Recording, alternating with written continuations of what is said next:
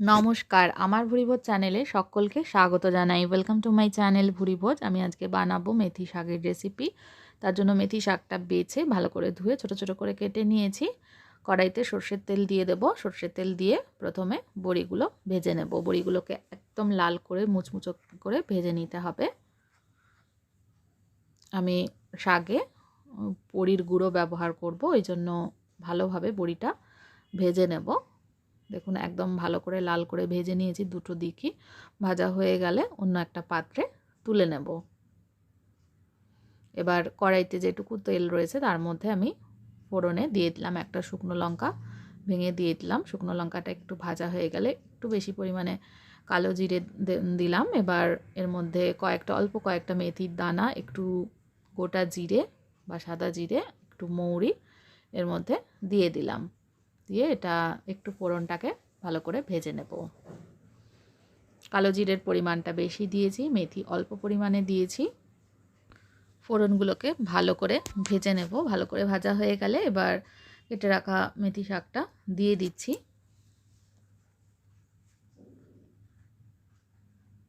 এইভাবে মেথি শাকটা ভালো করে জল ঝরিয়ে নিয়ে তেলের ওপরে দিয়ে দিলাম।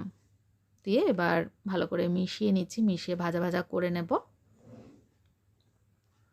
এবার এর মধ্যে মেথি শাকে নুন দিয়ে দেবো, অল্প পরিমাণে নুন দেবো, কারণ শাকটা কিন্তু কমে যাবে।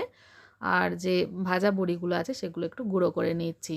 শাক নাড়তে নাড়তে কষাতে কষাতে একদম অল্প হয়ে যাবে, তাই নুনের পরিমাণটা প্রথমে অল্প করেই দিতে হবে, পরে প্রয়োজন হলে অ্যাড করব।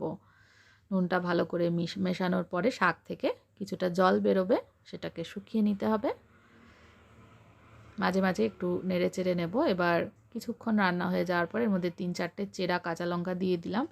দিয়ে ভালো করে মিশিয়ে নিচ্ছি, মিশিয়ে ভালো করে নেড়ে চেড়ে ভেজে নেব।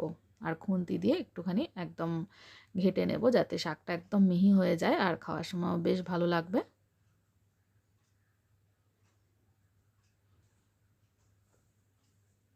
এবার এর মধ্যে দিয়ে দিলাম একটু চিনি। যখন শাকটা 7-8 মিনিট রান্না হয়ে আসবে তখন একটু চিনি অ্যাড করে দিলাম। দিয়ে ভালো করে মিশিয়ে আবারও ভাজা ভাজা করে নেব।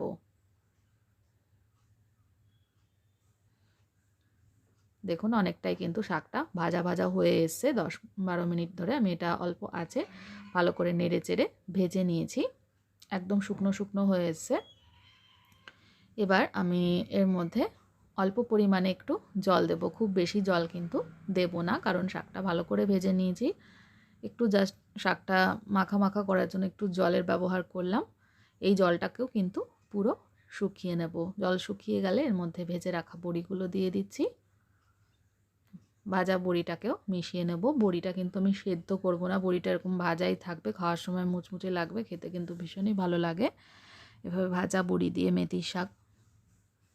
এবার আমি শেষে এর মধ্যে ছোটো চামচের হাফ চামচ মতন গোটা পোস্ত দিয়ে দিলাম। গোটা পোস্তটা ভালো করে মিশিয়ে নিলেই মেথি শাক একদম রেডি। রেসিপিটা দেখার জন্য সকলকে অনেক অনেক ধন্যবাদ। সকলে ভালো থাকবেন, সুস্থ থাকবেন।